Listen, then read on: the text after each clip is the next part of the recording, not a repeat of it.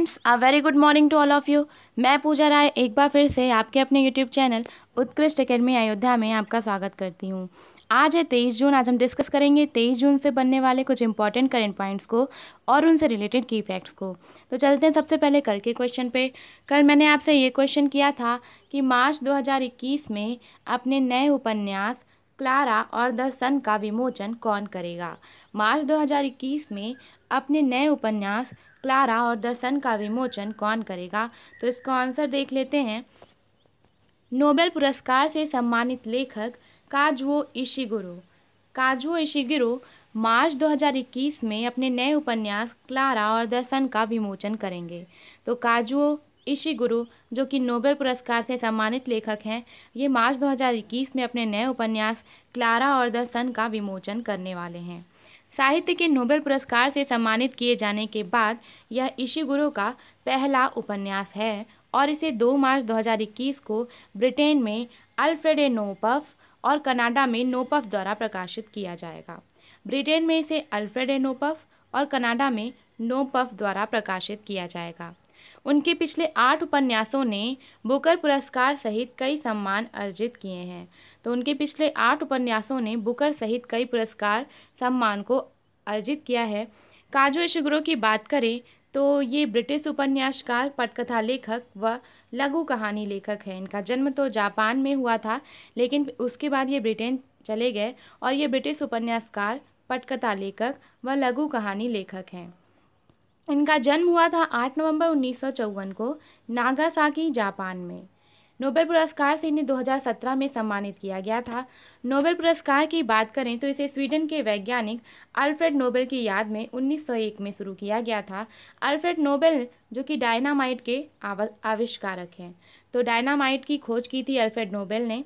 अर्थशास्त्र के क्षेत्र में नोबेल की शुरुआत हुई थी सन 1968 से। तो अर्थशास्त्र के क्षेत्र में नोबेल की शुरुआत हुई थी 1968 से।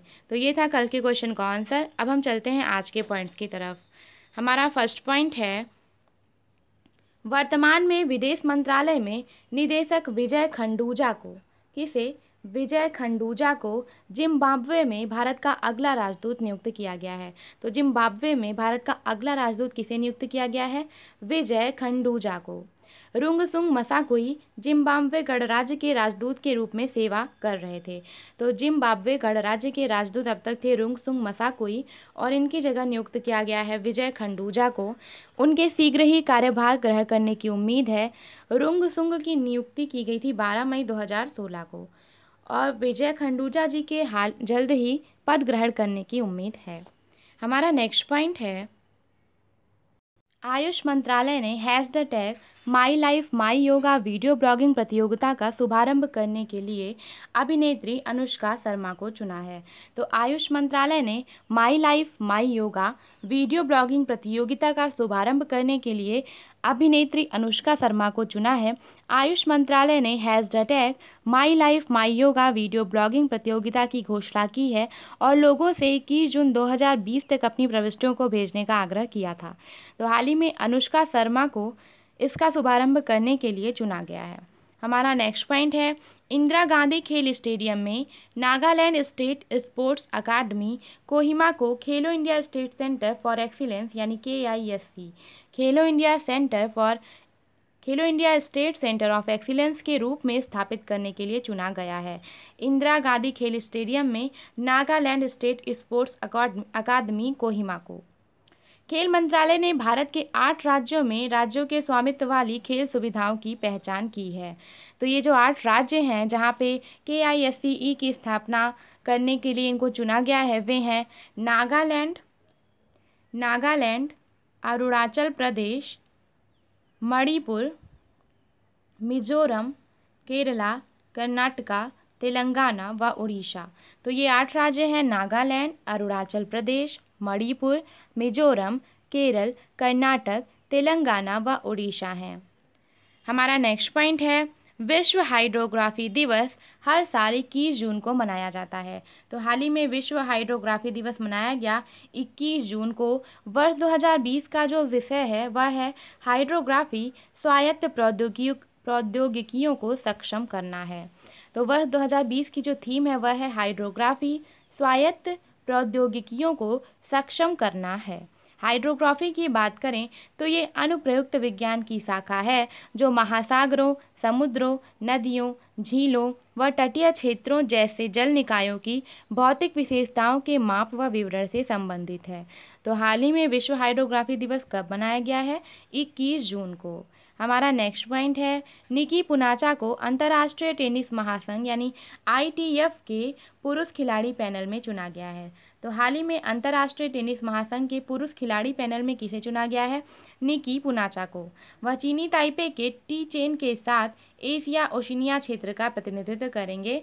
तो निकी पुनाचा एशिया और ओशिनिया क्षेत्र का प्रतिनिधित्व करेंगे।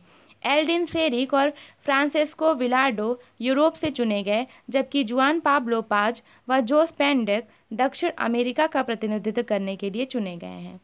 हमारा नेक्स्ट पॉइंट है, अमेरिकी सीनेट ने राष्ट्रीय विज्ञान फाउंडेशन यानी NSF के निदेशक के रूप में भारतीय अमेरिकी वैज्ञानिक सेथुरमन पंचनाथन की नियुक्ति की पुष्टि की है।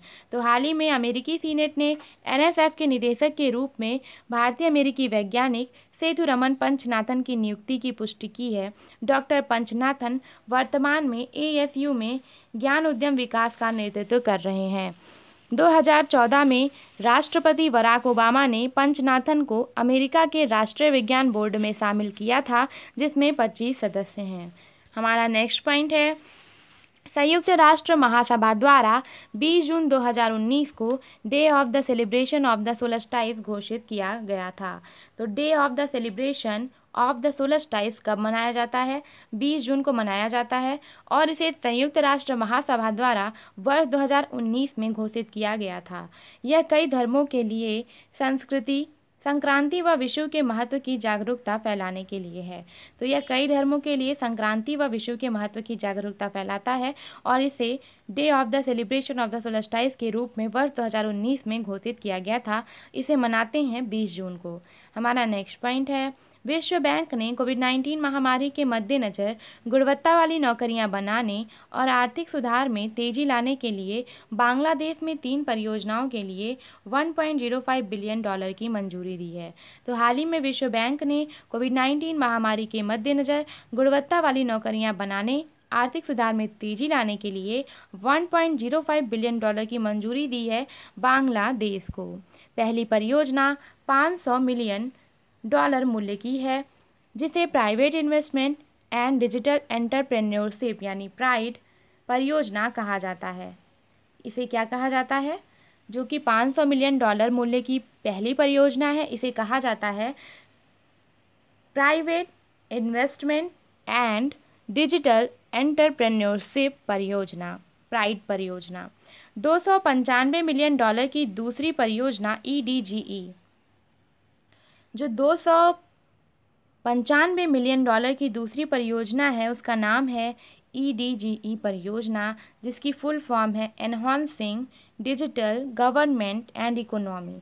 Enhancing digital government and economy, ये $295 मिलियन की दूसरी परियोजना है। हमारा नेक्स्ट पॉइंट है, रामचंद्र गोवाला, जिन्हें बांग्लादेश में लेफ्ट आर्म स्पिन की कला में अग्रणी माना जाता रहा है, उनका जून 2020 में निधन हो गया। तो हाल ही में रामचंद्र गोवाला जी का निधन हुआ। वे क्या हैं? बांग्लादेश में उन्हें लेफ्ट आर्म स्पिन की कला में अग्रणी माना जाता रहा है।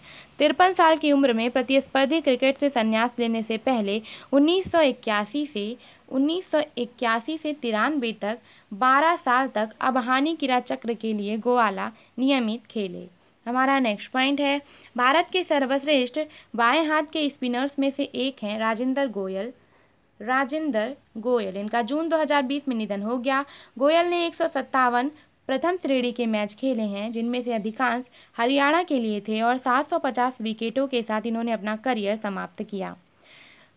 राजेंद्र गोयल के पास रणजी ट्रॉफी में सर्वाधिक विकेट लेने का रिकॉर्ड है, जो कि यस वेंकट राघवन, जो इस सूची में दूसरे स्थान पर हैं, उनकी तुलना में 107 अधिक के साथ 637 है।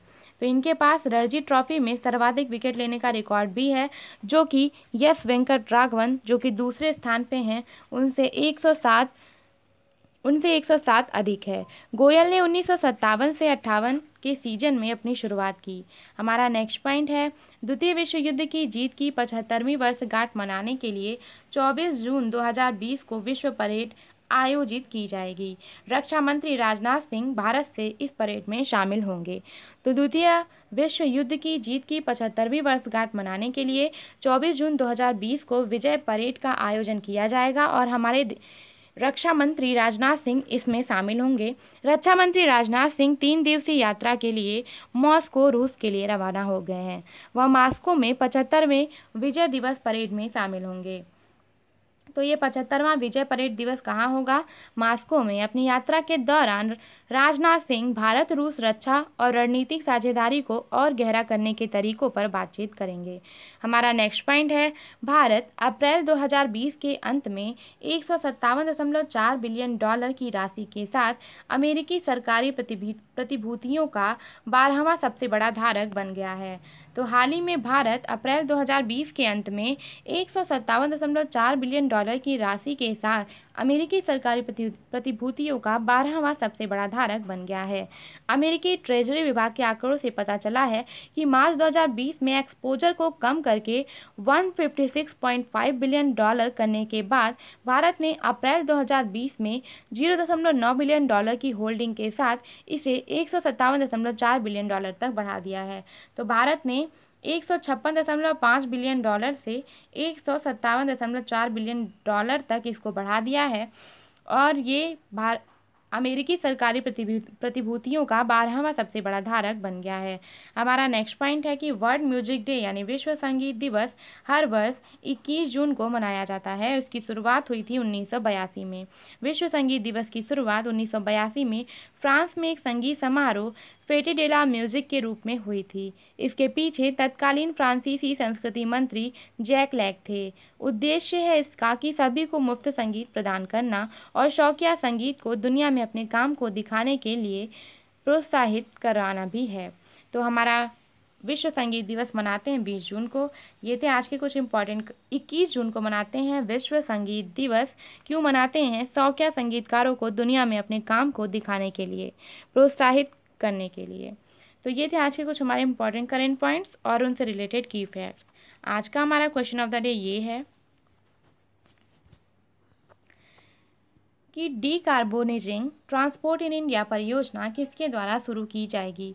तो डीकार्बोनाइजिंग ट्रांसपोर्ट इन इंडिया परियोजना किसके द्वारा शुरू की जाएगी? इसका आंसर आपको कमेंट बॉक्स में कमेंट करके बताना है। आज के लिए बस इतना ही। कल मिलेंगे कुछ नए करेंट पॉइंट्स के साथ। तब तक के लिए have a nice day. Bye.